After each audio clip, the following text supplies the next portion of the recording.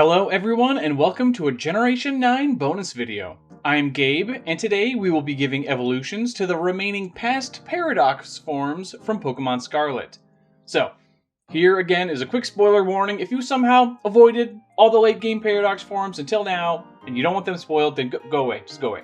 Alright, now this is the second half of these Paradox evolutions, so if you missed the first designs, I suggest you take a look at those now. They are pretty neat. I had initially only planned on doing those, but there were so many requests for the rest of them that I just had to do it.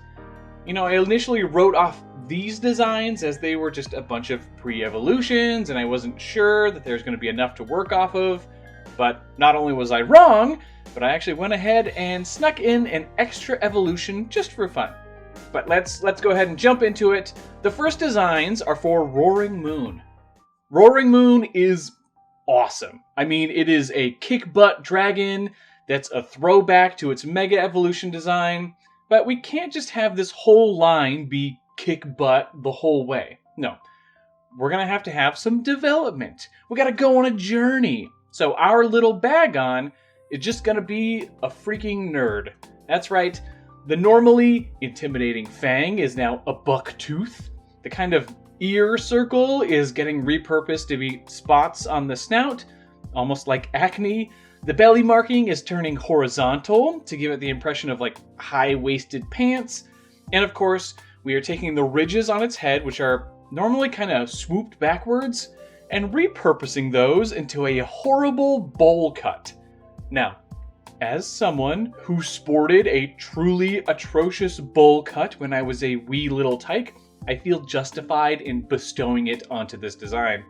And of course, to hint at the feathering that it will eventually get, its bowl cut hairstyle has one feather that just won't stay down. It's very alfalfa, if anyone out there is old enough to get that reference. Okay, let's learn all about the sad little Whimper Moon, the uncool Pokemon.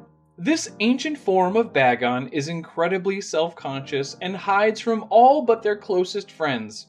Whimper Moon are stronger than they realize, but doubt their abilities. Their bucktooth and domed head are tough, but they are often too ashamed to use them in battle. Its ability is run away, and that lets it, flee from battles. Honestly, I never felt like regular Bagon had much of a personality, so I'm really digging these changes. But before we are able to get to Roaring Moon, it has one transitional stage. And Shelgon is already the perfect body plan for continuing this shy and self-conscious idea. The hard shell is going to now be an almost bulb of overlapping feathers, and the upturned ends let me very easily give the eyes a helpless little expression. I'm sure this Pokemon would, weigh too much, but it just makes me want to pick it up and hug it and carry it around. It's just a poor little nerd. Also, more feathers. We're swapping out some of the ridges on Shelgon with these simple rows of feathers. These colors are, basically the Shelgon colors, though it was important to get the tipped feathers in there. They aren't the exactly same colors as Roaring Moon's tip feathers, but they still work really well with the color palette. Okie doke. Let's take a look at the quiet and reclusive Whisper Moon, the withdrawn Pokemon. This ancient form of Shelgon has receded into a covering of tough feathers. Whisper Moon are incredibly physically resilient, but still have their feelings hurt very easily. When they feel attacked, they pull in their little feet and close the opening at the front, becoming a literal ball of anxiety. Its ability is Overcoat, because of all the feathers, and that protects them from weather damage. It's just great to think about this sad little design hiding away until it is finally ready to evolve, and then emerges as one of the most intimidating dragons. It's a fun little journey to have for it. But, I don't know, what do you think of these two leading up to Roaring Moon? Would you put the dorky Whimper Moon on your team? Let me know down in the comments below. Alright, next up, let's check out the pre-evolution to Great Tusk. Phanpy is adorable, alright? But we're gonna need to tweak that ever so slightly. Our baby elephant is going to think that it can take on anyone. First off, tusks. They're itty-bitty, but this version just has to have tusks since it's an important part of, well, Great Tusk. Secondly, we're changing the ear ornamentation. With one on each ear, I wanted these circles to look like clay earrings. Big, heavy clods that it could swing around like an angry little helicopter. You know, maybe the equivalent of an upset kid just running at you with windmill arms. I also plopped some of Great Tusk's fur on the little guy's head and did some markings on the back, nose, and cheeks. I initially thought these markings could be, those rocky scales that Great Tusk has, but ended up really liking the idea of them being mud smeared on like war paint. Yeah, it's just a super serious baby elephant who thinks he is a warrior. Alright, let's learn about Tiny Tusk, the tough-taught Pokemon. This ancient form of Phanpy lacks its modern counterpart's happy demeanor. Instead, Tiny Tusk believes itself to be the biggest and toughest Pokemon around. When provoked, it spins in circles and flails its tough trunk and heavy ears around itself. This whirlwind is as goofy looking as it is destructive, and its ability is steadfast so that it raises speed each time the Pokemon flinches. Seeing this little buffoon throwing itself all over the place and, breaking everything would be pretty darn cute. And a good way to offset how serious Great Tusk looks. Alright, next up, let's make a pre-evolution to Slitherwing. This is the one that I was the least sure about going in. I mean, part of what makes Slitherwing so interesting to me is that it already feels like a combination of Larvesta and Volcarona. So, what do we even do with a pre-evolution? Well, we're going to pull Larvesta just a little tiny bit back further into its development. We'll get to treat it like it's a baby, which means that the covering that it normally has is going to wrap itself tightly around the body like a swaddle. But not only is it a swaddle, we're going to draw an inspiration from another strange place. I want it to start out as a mono bug type, so it doesn't have the fighting type yet, but I really want it to have that drive. So it will have all this built up aggression and energy that it just isn't able to release due to its wrappings. This lets our swaddle be part straitjacket. I mean, what is swaddling a baby if not putting it in a straitjacket, right? And to show off the straitjacketness, the pose had to be vertical, which is then kind of fun because these paradox forms switch orientation compared to the original, vertical and horizontal. But let's learn about Slitherwrap, the swaddled Pokemon. This ancient form of Larvesta has wrapped itself tightly in tough silk layers. Slitherwrap is quite comfortable in its covering, but sometimes gets overcome by the desire to battle others. Bound by their swaddled overcoat, Slitherwrap are forced to hop about and wiggle as intimidatingly as possible. And its ability is Shed Skin because of all those layers of silk, and that lets it sometimes heal its status conditions. Ideally, you shouldn't have to rely on the animation, but I just think these simple movements really sell the straitjacket inspiration. This little bug is ready to break free, stretch its wings, and just mess you up. It's so scary, I know. Okay, we've got one more paradox form to deal with, and I'll let you know that this is the one I decided to give an additional evolution to. But first, Brute Bonnet needs to get an angry little fungus. I knew what to do with this little mushroom right away.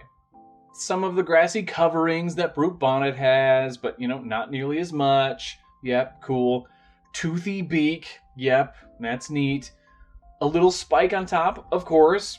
And terrifying yellow eyes that will haunt your dreams. Perfect. The big thing to communicate with this design is that this little monster isn't trying to hide. The fact that it looks a little bit like a Pokeball doesn't matter to it. That's, probably a coincidence. It is instead active and aggressive, so just giving it a different pose where it's leaning back and revealing itself does the trick. Alright, let's learn all about Bad Bonnet, the Madcap Pokemon. The ancient form of fungus slightly resembles a moss-covered Pokeball. Researchers are unsure how Bad Bonnet is able to look so much like a piece of technology they predate. Though they could use their appearance as camouflage, they are too aggressive to sit still and angrily waddle up to anyone who looks at them the wrong way. And its ability is Guts. They've got so much attitude, and that boosts attack by 50% if there is a major status condition. This one is the closest to feeling like, just a small version of the existing Paradox form, but it's just so tiny that I felt like that would be okay. Now, it'll evolve into Brute Bonnet, and since I couldn't help myself, we're going to give it one more evolution. Now, this is kind of arbitrary, but I picked this line since Amoonguss has the lowest base stat total of these Pokemon. And as a reminder, in my region, the Palean region, the existing Paradox forms would have lower stats, to be the same as their non-Paradox form counterparts. I go over that stuff in the previous Paradox form video. Anyway, let's do an evolution. In fact, let's get weird with this one. And that weirdness is actually going to justify why this evolution doesn't exist anymore. But we're going to bring in a bit of prehistoric inspiration first. I've had quite a few people suggest Deinocheirus across the various Pokémon Amber videos. It is true that we have Therislies based on the Therizinosaurus, which has a somewhat similar body plan, but we're going to accentuate their differences. Firstly, our mushroom cap is going to turn into the iconic Deinocheirus hump. We'll also be extending the toothy beak to get the right silhouette. And we are leaving it toothy, not because Deinocheirus was a carnivore, it wasn't, but because we're maintaining the dark typing. And lastly, the feathered and shaggy body of the Deinocheirus will be approximated with this line's dangling leafage. We are keeping some vaguely Pokeball-looking imagery, but in general, this thing would not be fooling anyone into thinking it's a Pokeball. Let's meet our new wacky evolution. This is Beast Bonnet, the angry plant Pokemon. It seems that ancient Amoonguss had an additional evolution in the distant past. Researchers suspect that this evolution was lost to time as Beast Bonnet's new monstrous appearance makes it nearly impossible to disguise itself as a Pokeball. This territorial Pokemon prefers to be left alone and lashes out at anyone who approaches. And its ability is Regenerator, and that restores a little bit of HP whenever it withdraws from battle. If you were one of those hoping for a Deinocheirus design, I doubt you saw this coming, but you'll have to let me know what you think of this edition. In fact, I'd love to hear from you all, just what your thoughts are on these Paradox form evolutions. It has been a blast working on these, and once the Pokemon Amber series has wrapped, I'll probably knock out the future forms as well. A huge thank you for hanging out with me on these. Leave a like and be sure to subscribe if you haven't. The channel is starting to really grow and I'm excited for what we've got coming up. I'll see you all in the next episode where we will be taking on another Elite Four member. Bye!